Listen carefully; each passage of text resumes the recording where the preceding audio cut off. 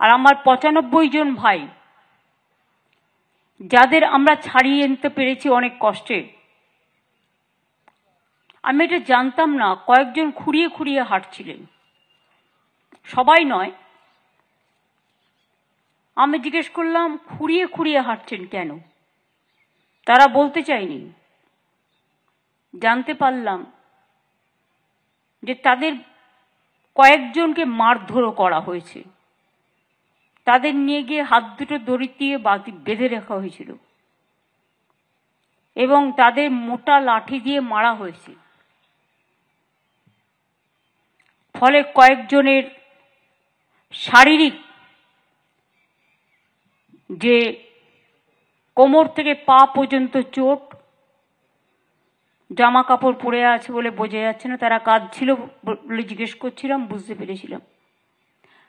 আমি নিশ্চয়ই বলবো ডিএমকে এবং মন্টুকে যে ওদের আকাশও আছে এখানে, ওদের ভালো করে চিকিৎসা করার ব্যবস্থা করে দেবে, অর্থোপেডিক্স দেখিয়ে। এবং তারপরে যাই হোক, ওনাদের একটা লঞ্চ এখানে চলে আসে, লঞ্চ না ট্রলার বাংলাদেশে।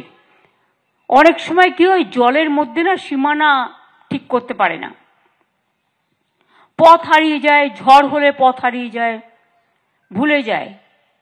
কিন্তু আমরা বারণ করব মহাজনদেরও, এবং বিশেষ করে যারা এই ট্রলারে যাতায়াত করেন মাছ তোলার জন্য, আপনারা কখনোই আমাদের সীমানার বাইরে যাবেন না। তাতে মাছ উঠলে উঠবে, না উঠবে, আগে জীবন বাঁচবে। জীবন বেঁচে থাকলে অনেক মাছ পাবেন। এই যে 2 মাস জেলে ছিলেন, তাতে আপনার পরিবারদের কষ্ট হয়নি, আপনাদের কষ্ট হয়নি, যারা মার খেয়েছেন তাদের কষ্ট হয়নি। একটা অনিশ্চিত ভবিষ্যতের দিকে আপনারা গেছিলেন। তারপরে বাংলাদেশের ট্রলার ইতিমধ্যে প্রায় মাসখানেক আগে আমাদের সীমানায় ঢুকে পড়ে। কিন্তু তারা অসুস্থ হয়েছিল, আমরা তাদের ভালো করে চিকিৎসা করাই এবং তাদের আমরা খুব যত্ন করে রেখেছিলাম এবং তাদের আমরা ফেরতও দিয়েছি। তখন ওরা বুঝতে পারল যে আমাদের লোকও তো ওখানে আটকে আছে। দুদেশই মৈত্রীর বন্ধনে আবদ্ধ থাক, এটা আমি নিশ্চয়ই চাই। কিন্তু এই যে ওদের ট্রলারটা আটকে ছিল, আমরা কিন্তু সম্পূর্ণ সাহায্য করলাম। অসুস্থ হয়েছিল প্রচন্ড, তাদের সম্পূর্ণ চিকিৎসা করে ভালোভাবে রেখে,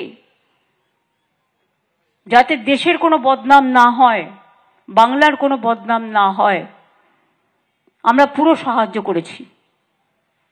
আমরা ব্যাপারটা গভর্নমেন্ট অফ ইন্ডিয়াকেও অনেকবার জানিয়েছিলাম।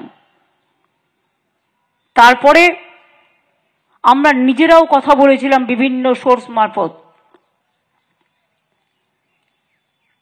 মাঝিরা আমার মৎস্যজীবীরা কেমন আছেন প্রতিদিন আমরা খবর রাখতাম। তারপরেই 2 দেশের মধ্যে একটা আদান প্রদান হয়।